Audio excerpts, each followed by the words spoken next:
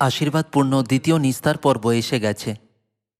আসুন ঈশ্বরের সন্তান হওয়ার অধিকার এবং নিস্তার পর্ব উপদেশের এই শিরোনামের দ্বারা ঈশ্বরের বাক্য অধ্যয়ন করার দ্বারা নিস্তার পর্বের মধ্যে থাকা অর্থকে রোমন্থন করার কিছু সময় নিই।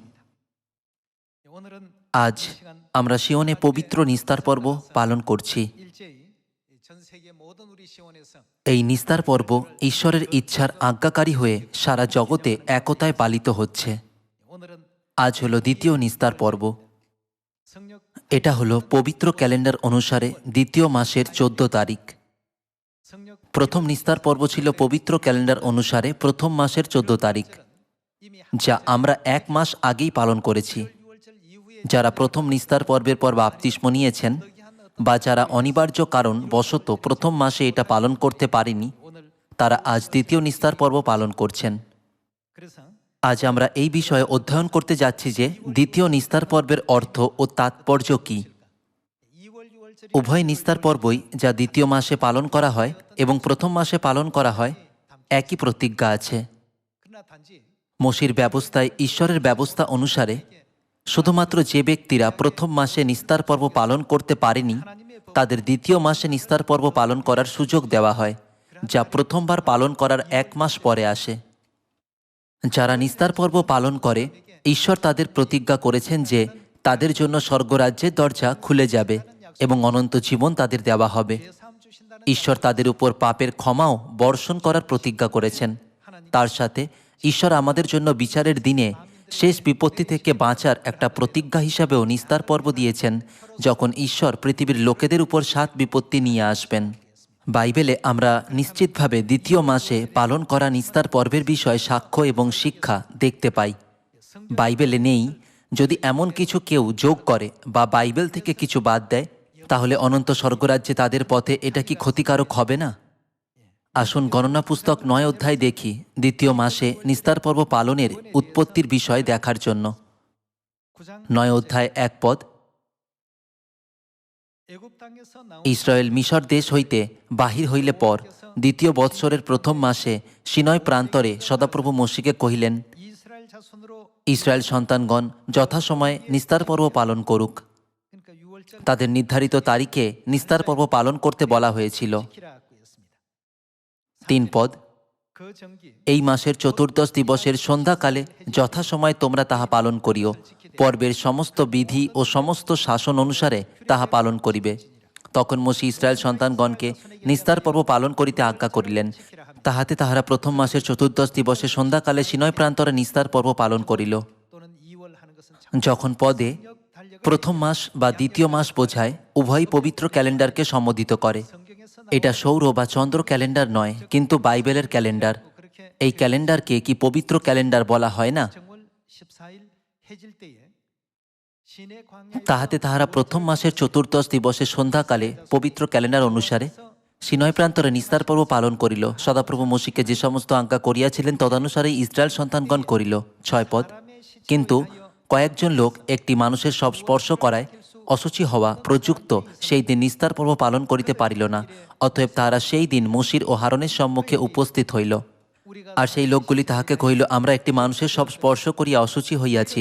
ইহাতে ইসরায়েল সন্তানগণের মধ্যে যথাসময় সদাপ্রভুর উদ্দেশ্যে উপহার নিবেদন করিতে কেন নিবারিত হইতেছি? মোশি তাহাদিগকে কহিলেন, তোমরা দাঁড়াও, তোমাদের বিষয়ে সদাপ্রভু কি আজ্ঞা করেন তাহা শুনি। পরে সদাপ্রভু মোশিকে কহিলেন, তুমি ইসরায়েল সন্তানগণকে বলো, তোমাদের মধ্যে কিংবা তোমাদের ভাবী সন্তানদের মধ্যে যদ্যপি কেহ সব স্পর্শ করিয়া অশুচি হয় কিংবা দূরস্থ পথে থাকে, তথাপি সে সদাপ্রভুর উদ্দেশ্যে নিস্তার পর্ব পালন করিবে। তাদের কখন এটা পালন করা উচিত? দ্বিতীয় মাসে চতুর্দশ দিবসের সন্ধ্যাকালে তাহারা তাহা পালন করিবে। পবিত্র ক্যালেন্ডার অনুসারে নিস্তার পর্ব হল প্রথম মাসের 14 তারিখ। তা সত্ত্বেও যারা কিছু অনিবার্য কারণবশত এটা পালন করতে পারেনি, তাদের ঈশ্বরকে নিস্তার পর্বের 1 মাস পরে দ্বিতীয় মাসের 14 তারিখে নিস্তার পর্ব পালন করার অনুমতি দেননি। 11 পদ। দ্বিতীয় মাসে চতুর্দশ দিবসের সন্ধ্যাকালে তাহারা তাহা পালন করিবে। তাহারা তাড়িশূন্য রুটি ও তিক্ত শাকের সহিত মেষশাবক ভক্ষণ করিবে, তাহারা প্রাতকাল পর্যন্ত তাহার কিছুই অবশিষ্ট রাখিবে না ও তাহার কোনো অস্থি ভাঙিবে না। নিস্তার পর্বের সমস্ত বিধি অনুসারে তাহারা তাহা পালন করিবে। কিন্তু যে কেহ সূচি থাকে ও পথিক না হয়, সে যদি নিস্তার পর্ব পালন না করে, সেই ক্ষেত্রে যে একজন ব্যক্তি নিস্তার পর্ব পালন করাতে কোনো সমস্যা বা কঠিনতা নেই, কিন্তু নিস্তার পর্ব পালন করেনি, তবে সেই প্রাণী আপন লোকেদের মধ্য হইতে উচ্ছিন্ন হইবে। ঈশ্বরের লোকেদের মধ্য থেকে উচ্ছিন্ন হওয়া মানে স্বর্গরাজ্যে যেতে পারবে না, এমন নয় কি? নিস্তার পর্বের মধ্যে ঈশ্বরের এরকম আশ্চর্য প্রতিজ্ঞা আছে, কিন্তু যারা নিস্তার পর্ব পালন করতে ব্যর্থ হবে তারা স্বর্গরাজ্যে প্রবেশ করতে পারবে না। যখন দেখি যে ঈশ্বরের নিস্তার পর্বের আজ্ঞা সত্যি কত গুরুত্বপূর্ণ, আমি আরও একবার স্বর্গীয় পিতা ও মাতাকে ধন্যবাদ ও মহিমা জানাই, আমাদের জন্য দ্বিতীয় নিস্তার পর্ব পালনের পথ খুলে দিয়েছেন। যদি দ্বিতীয় নিস্তার পর্ব পালন করার কোনো সুযোগ না থাকতো, তাহলে যারা আজ দ্বিতীয় নিস্তার পর্ব পালন করতে এসেছেন তারা আত্মিকভাবে একটু অসহায় হতেন। যেহেতু ঈশ্বর দ্বিতীয় নিস্তার পর্বের অনুমতি দিয়েছেন, তাই আমরা সেই স্বর্গীয় নাগরিক হওয়ার প্রতিজ্ঞা লাভ করেছি, যারা ঈশ্বরের সন্তান হিসাবে স্বর্গে যাবে। পুরাতন নিয়মে মেষশাবক বা ছাগল দিয়ে নিস্তার পর্ব পালন করা হতো, কিন্তু নতুন নিয়মের সময় যিশু এই পৃথিবীতে এসেছিলেন এবং আমাদের জানিয়েছেন যে আমাদের মেষশাবক বা ছাগলের বদলে রুটি ও দ্রাক্ষারস দিয়ে নিস্তার পর্ব পালন করা উচিত। তাহলে নিস্তার পর্বের মধ্যে কি আশীর্বাদ আছে যা ঈশ্বর আমাদের পালন করার আজ্ঞা দিয়েছেন? প্রথমত, ঈশ্বর একটা নির্দিষ্ট চিহ্ন হিসাবে নিস্তার পর্ব দিয়েছিলেন, যার দ্বারা আমরা স্বর্গে যেতে পারি। আরও ঈশ্বর নিস্তার পর্বকে একটা নিশ্চিত করার চিহ্ন হিসাবে দিয়েছেন যে আমরা ঈশ্বরের লোক। তার সাথে যখন আমরা নিস্তার পর্ব পালন করি, সেই মুহূর্ত থেকে ঈশ্বর আমাদের তার সন্তান হওয়ার অধিকার দেন, যারা ঈশ্বরকে আমাদের পিতা ও মাতা বলে ডাকতে পারি। এই সমস্ত প্রতিজ্ঞা নিস্তার পর্বের মধ্যে আছে।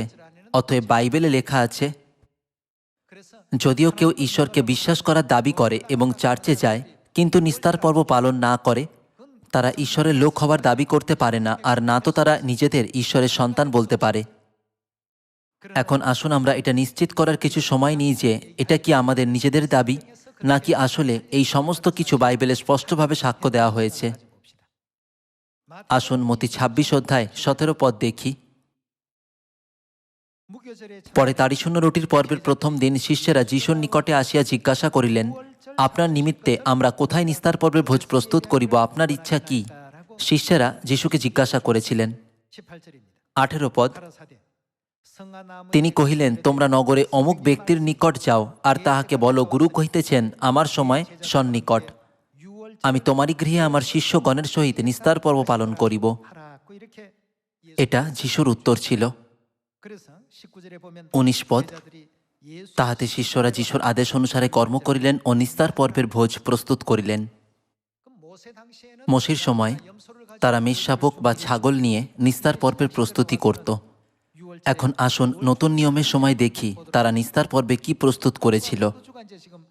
আমরা একটা দৃশ্য দেখব যেখানে রুটি ও দ্রাক্ষারস প্রস্তুত করা হয়েছে। আসুন 26 পদে যাই। পরে তাহারা ভোজন করিতেছেন এমন সময় যিশু, তিনি কি নিয়েছিলেন? রুটি লইয়া আশীর্বাদ পূর্বক, এর মানে তিনি রুটিতে আশীর্বাদ দিয়েছিলেন। এটা আশীর্বাদ করার পর ভাঙলেন এবং শিষ্যদিগকে দিলেন আর কহিলেন, লও, ভোজন করো, ইহা কি? ইহা আমার শরীর। 27 পদ, পরে তিনি পানপাত্র লইয়া ধন্যবাদপূর্বক তাহাদিগকে দিয়া কহিলেন, এখানে এই পানপাত্র হলো সেই পানপাত্র যার মধ্যে নিস্তার পর্বে দ্রাক্ষারস আছে। পরে তিনি পানপাত্র লইয়া ধন্যবাদপূর্বক তাহাদিগকে দিয়া কহিলেন, তিনি কি বলেছিলেন? আমাদের এটা কি করা উচিত? তোমরা সকলে ইহা হইতে পান করো। যিশু কি আমাদের নিস্তার পর্বে রুটি ও দ্রাক্ষারস ভোজন ও পান করতে বলেননি? 28 পদ, কারণ ইহা আমার রক্ত, নূতন নিয়মের রক্ত, যাহা অনেকের জন্য পাপ মোচনের নিমিত্ত পাতিত হয়।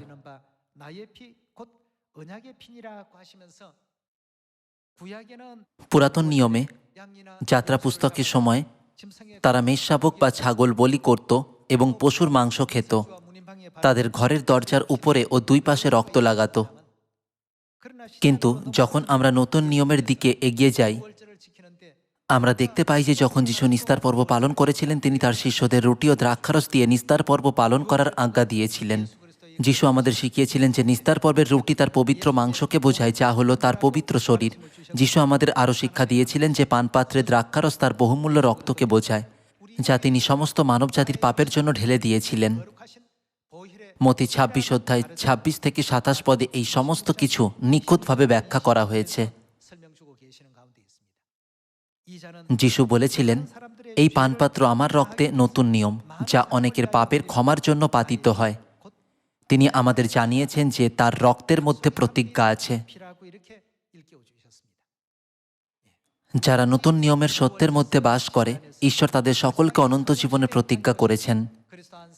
তিনি তাদের এই প্রতিজ্ঞা করেছেন যারা খ্রিস্ট আনসাংহংকে গ্রহণ করেছে, যিনি এই পবিত্র আত্মার যুগে পৃথিবীতে এসেছেন, এবং তাদের যারা আত্মা ও কন্যাকে গ্রহণ করেছে।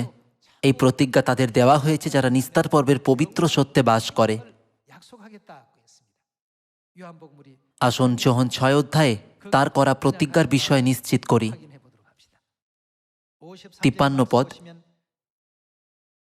যিশু তাহাদিগকে কহিলেন, সত্য সত্য আমি তোমাদিগকে বলিতেছি, তোমরা যদি মনুষ্যপুত্রের মাংস ভোজন ও তাহার রক্ত পান না করো, তোমাদিগতে তোমাদের মধ্যে কি নেই? জীবন নাই।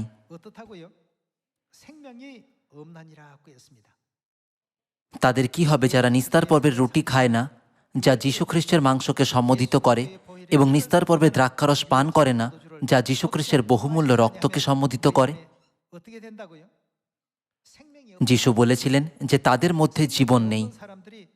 যাদের মধ্যে জীবন নেই সেই লোকেরা কি স্বর্গে যেতে পারবে, যা হলো অনন্ত জীবনের রাজ্য? শুধুমাত্র যাদের অনন্ত জীবন আছে তারাই স্বর্গে যেতে পারবে। সেই কারণেই ঈশ্বর নিস্তার পর্ব স্থাপন করেছেন এবং এই জগতে আমাদের সাথে একটা নিয়ম তৈরি করেছেন, আমাদের আশীর্বাদ দেওয়ার এবং অনন্ত জীবনের প্রতিজ্ঞা দেওয়ার জন্য। অন্য সমস্ত বার্ষিক পর্ব বছরে একবার পালন করা হয়, কিন্তু যারা তাদের নিয়ন্ত্রণে না থাকা কোনো কারণবশত প্রথম মাসে নিস্তার পর্ব পালন করতে পারেনি, ঈশ্বর দ্বিতীয় মাসে আরও একবার তাদের নিস্তার পর্ব পালন করার অনুমতি দিয়েছেন। ঈশ্বর কি স্পষ্ট বলেননি যে যারা দ্বিতীয় নিস্তার পর্ব পালন করবে না তারা তার লোকেদের মধ্য থেকে দূর হয়ে যাবে এবং উচ্ছিন্ন হবে? সেই জন্যই যোহনের পুস্তকে 6 অধ্যায় 53 পদে যিশু বলেছিলেন, যদি তোমরা মনুষ্যপুত্রের মাংস ভোজন ও তার রক্ত পান না করো, তোমাদের মধ্যে জীবন নেই। মথির পুস্তকে 26 অধ্যায়ে, যা আমরা আগে পড়েছি, যিশু বলেছিলেন, নিস্তার পর্বের রুটি হলো আমার মাংস এবং নিস্তার পর্বের দ্রাক্ষারস হলো আমার রক্ত। যারা নিস্তার পর্বের রুটি ও দ্রাক্ষারস ভোজন ও পান করবে না তাদের মধ্যে জীবন নেই। যাদের মধ্যে জীবন নেই তারা স্বর্গে প্রবেশ করতে পারবে না। অন্য কথায়, এই পদের দ্বারা যিশু কি তাদের স্পষ্টভাবে ব্যাখ্যা করেননি যে তারা স্বর্গে যেতে পারবে না? আসুন 54 পদ দেখি। যে আমার মাংস ভোজন ও আমার রক্ত পান করে তাদের বিষয়ে কি যারা নিস্তার পর্বের রুটি ভোজন ও দ্রাক্ষারস পান করবে? সে অনন্ত জীবন পাইয়াছে এবং আমি তাহাকে শেষ দিনে উঠাইব। কারণ আমার মাংস প্রকৃত ভোগ্য এবং আমার রক্ত প্রকৃত পেয়। যে আমার মাংস ভোজন ও আমার রক্ত পান করে সে আমাতে থাকে এবং আমি তাহাতে থাকি। যেমন জীবন্ত পিতা আমাকে প্রেরণ করিয়াছেন ও পিতা হেতু আমি জীবিত আছি, সেইরূপ যে কেহ আমাকে ভোজন করে সেও আমা হেতু জীবিত থাকিবে। ভাই ও বোনেরা, আজ আমরা নিস্তার পর্বের রুটি ও দ্রাক্ষারস খাব। এটা কোনো সাধারণ রুটি ও দ্রাক্ষারস নয়। এটা একটা খুবই গুরুত্বপূর্ণ বিধি, যা একটা নিয়ম বানানোর জন্য স্থাপিত হয়েছে এবং আমাদের জন্য ঈশ্বরের প্রতিজ্ঞা আছে।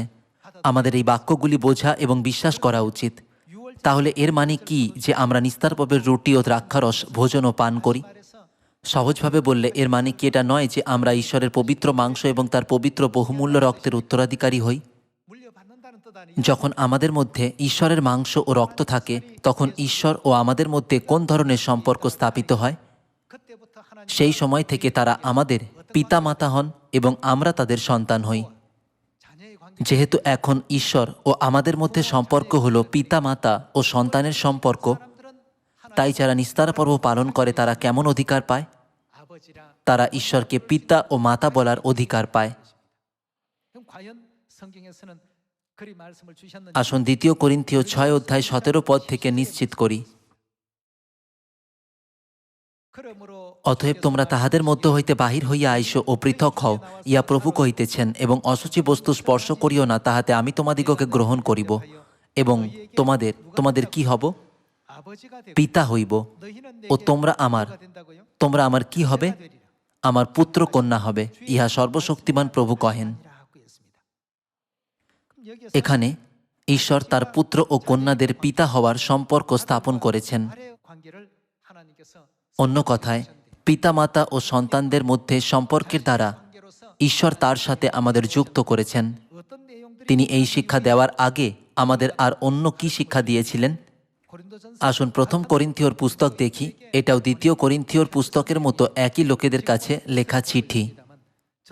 যদিও এখন আমরা দ্বিতীয় করিন্থীয়র পুস্তক পড়ছি, আসুন প্রথম করিন্থীয় 11 অধ্যায় দেখি, 22 পদ।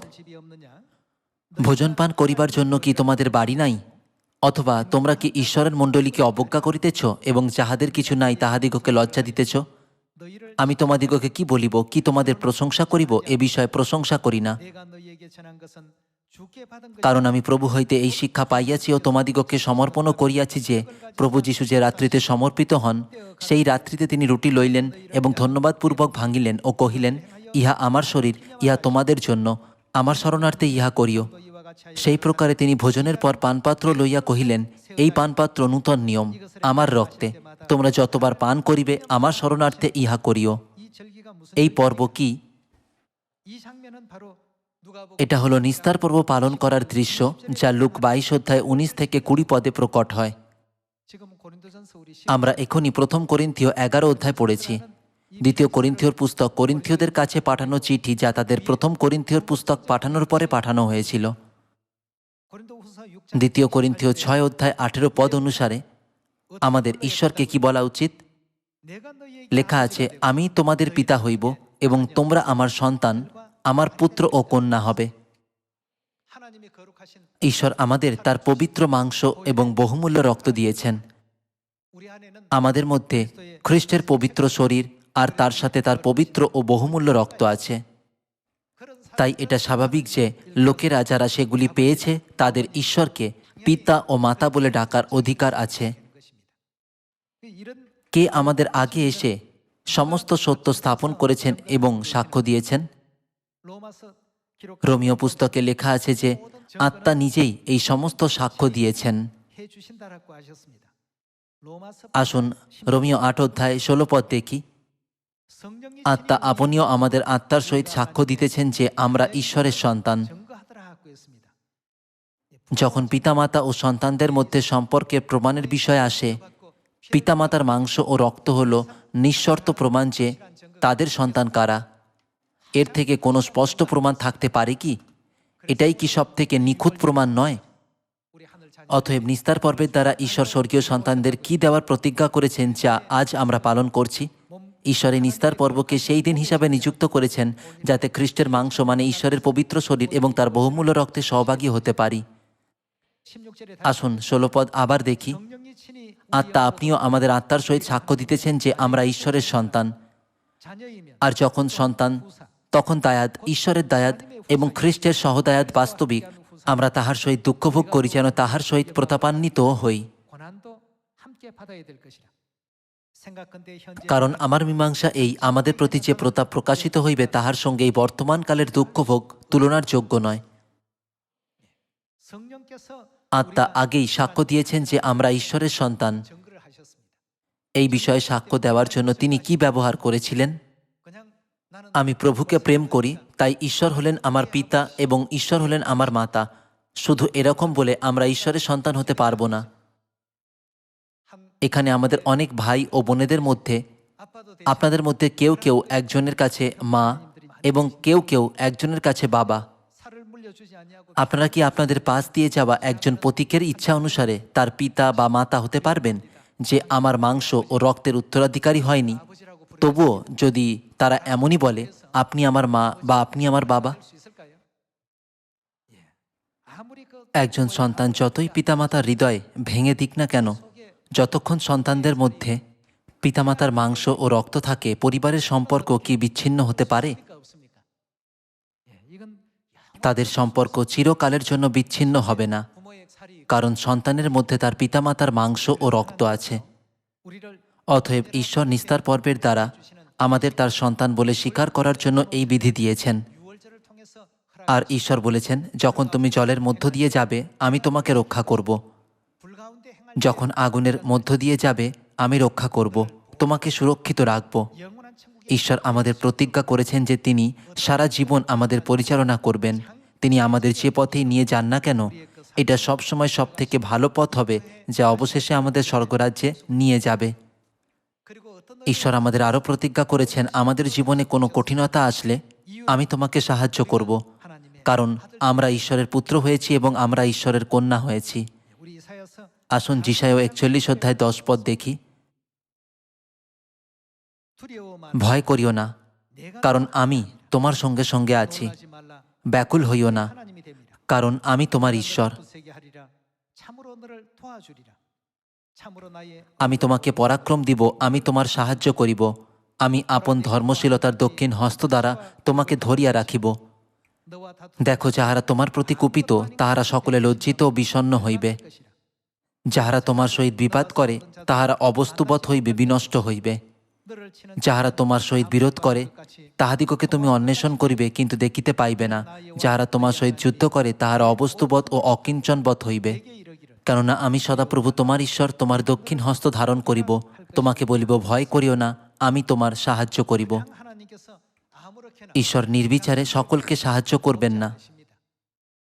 যেমন আপনারা এই পদের দ্বারা দেখতে পাচ্ছেন, ঈশ্বর তাদের সাহায্য করবেন কারণ তারা ঈশ্বরের সন্তান। আরও যেহেতু তারা তার স্বর্গীয় সন্তান, তাই ঈশ্বর তাদের আরও কি দেন? ঈশ্বর তাদের অনন্ত জীবন দেন। এটা কি স্বাভাবিক নয় যে সন্তানরা তাদের পিতামাতার ডিএনএর উত্তরাধিকারী হয়? তার মাংস ও রক্তের দ্বারা ঈশ্বর আমাদের সেই ডিএনএ দিয়েছেন, যার মধ্যে অনন্ত জীবন আছে। সেই জন্যই কি যোহনের পুস্তক 6 অধ্যায়ে ঈশ্বর প্রতিজ্ঞা করেননি যে কেউ নিস্তার পর্বে রুটি ভোজন ও দ্রাক্ষরস পান করবে সে অনন্ত জীবন পাবে এবং তিনি তাকে শেষ দিনে উঠাইবেন? অন্য কথায় এটা বলা কি সঠিক হবে না যে যারা নিস্তার পর্বের রুটি ভোজন ও দ্রাক্ষরস পান করবে না তারা ঈশ্বরের সন্তান নয়, যেহেতু তাদের মধ্যে ঈশ্বরের পবিত্র দেহ ও রক্ত নেই? এরকম লোকেদের ঈশ্বরকে আমাদের পিতা ও মাতা বলার অধিকার নেই। যদিও তারা ঈশ্বরকে তাদের পিতা ও মাতা বলে, শেষে ঈশ্বর তার সত্য সন্তান থেকে তাদের আলাদা করে দেবেন। যেহেতু নিস্তার পর্বের মাধ্যমে তাদের মধ্যে ঈশ্বরের পবিত্র মাংস ও বহুমূল্য রক্ত নেই, ঈশ্বর তাদের বলবেন, তোমরা আমার সন্তান নও। স্বর্গীয় ঘর হলো শুধুমাত্র স্বর্গীয় পরিবারের সদস্যদের জন্য। তাই আমার কাছ থেকে দূর হও, তোমরা যারা আমার সন্তান নও, আমি কখনো তোমাদের জানি না। অতএব আমাদের নিস্তার পর্বের রুটি ও দ্রাক্ষারস দেওয়ার সময় যিশু বলেছিলেন, এটা আমার শরীর, এটা আমার রক্ত, এটা হলো নতুন নিয়ম, আমি তোমাদের জন্য এটা স্থাপন করেছি। ঈশ্বর আমাদের একটা নিয়ম হিসাবে এই প্রতিজ্ঞা দিয়েছেন। ভাই ও বোনেরা, যার মধ্যে একটা প্রতিজ্ঞা আছে এবং যার মধ্যে সেটা নেই, সেগুলির মধ্যে কি অনেক বড় পার্থক্য থাকে না? আমি সবসময় এই উদাহরণ দিই, কিন্তু বাপ্তিস্মের জন্য ব্যবহার করা জল এবং নোংরা ধোয়ার জন্য ব্যবহার করা জলের মধ্যে পার্থক্য আছে। আমরা আমাদের হাত, মুখ এবং পা ধোয়ার জন্য প্রতিদিন যে জল ব্যবহার করি, সেটা কি আমাদের পাপ ধুয়ে দিতে পারে? আমরা যতই আমাদের হাত, পা, চুল এবং মুখ ধুই না কেন, এটা কখনোই সেটা করতে পারবে না। কিন্তু আমরা বাপ্তিস্মের জন্য যে জল ব্যবহার করি সেটার আলাদা অর্থ আছে, তাই নয় কি? যদিও এটা একই জল, তবুও এর আলাদা অর্থ আছে। প্রথম পিতর 3 অধ্যায়ে দেওয়া ঈশ্বরের বাক্য অনুসারে ঈশ্বর কি ব্যাখ্যা করেননি যে উদ্ধারের চিহ্ন হিসাবে ব্যবহার করা জল আছে, যা আমাদের সমস্ত পাপ ও অপরাধ ধুয়ে দিতে পারে? যদিও এটা একই উপাদান থেকে তৈরি জল হোক না কেন, যে জলের মধ্যে নিয়ম আছে তার মধ্যে পাপের ক্ষমা দেওয়ার ক্ষমতা আছে। তাই যে জলের মধ্যে নিয়ম নেই, সেটা প্রতিজ্ঞা করা জলের থেকে সম্পূর্ণ আলাদা। যে রুটি ও দ্রাক্ষারস আজ আমরা খেতে যাচ্ছি, সেগুলির মধ্যে ঈশ্বরের নিয়ম আছে। আজ ঈশ্বর আমাদের তার সন্তান হওয়ার অধিকার দিয়েছেন এবং এই দিনে, যা হলো নিস্তার পর্ব, আমাদের তার সন্তান হিসাবে স্বীকার করেছেন। নিস্তার পর্বের রুটি ও দ্রাক্ষারস শুধুমাত্র 1 টুকরো রুটি ও 1 কাপ দ্রাক্ষারস নয়, একটা প্রতিজ্ঞা আছে যা সেগুলির মধ্যে ঈশ্বর নিয়ম হিসাবে বানিয়েছেন। এই মুহূর্ত থেকে আপনারা স্বাধীনভাবে ঈশ্বরকে আপনাদের পিতা ও মাতা বলে ডাকতে পারবেন। 하나님을 마음껏 아버지라 어머니라 আমরা যাই করি না কেন, যেখানেই থাকি না কেন, ঈশ্বর সব সময় সেখানে আমাদের রক্ষা করেন এবং সাহায্য করেন। 하나님께서 우리를 또 지켜주시고 আমি প্রার্থনা করি যে পিতা ও মাতার আশীর্বাদে আপনাদের পরিবারও স্বর্গে যাবেন। 아버지 어머님 축복 가운데서 অবশ্যই আমরা সবাই খুশির সাথে স্বর্গে থাকব, 행복한 우리의 삶이 কিন্তু আমি আশা করি যে সিওনের সকল পরিবার, এমনকি এই পৃথিবীতেও প্রেম, খুশি ও একতায় সবসময় ভরে থাকুন। 행복과 친목이 আজ এই পর্ব, নিস্তার পর্বের দ্বারা আমরা স্বর্গীয় পরিবার হয়েছি। 되시길 부탁드리겠습니다. আজ আমাদের পালন করা নিস্তার পর্বের মধ্যে একটা প্রতিজ্ঞা আছে, যা আমরা 1000 টুকরো সোনা দিয়ে বা $10 দিয়ে কিনতে পারবো না। 이 세상 천금으로도 억만금 ভাই ও বোনেরা, আজ আপনারা বহুমূল্য কিছু পেয়েছেন। 참 소중한 것을 오늘 얻게 되었습니다. অতএব আসুন আমরা স্বর্গীয় পিতা ও মাতাকে অনেক বেশি মহিমা ও ধন্যবাদ জানাই 돌리시고 এবং আমাদের বিশ্বাসের জীবনের বাকি সময় ঈশ্বরের কাছে থেকে আরও অনুগ্রহপূর্ণভাবে কাটাই। 우리 모두가 반드시 되셔야 되겠습니다. আরও একবার আমি স্বর্গীয় পিতা ও মাতাকে মহিমা ও ধন্যবাদ জানাই আমাদের এই বহুমূল্য আশীর্বাদ দেওয়ার জন্য। এর দ্বারা আমি আজকের উপদেশ সমাপ্ত করি। অনেক ধন্যবাদ।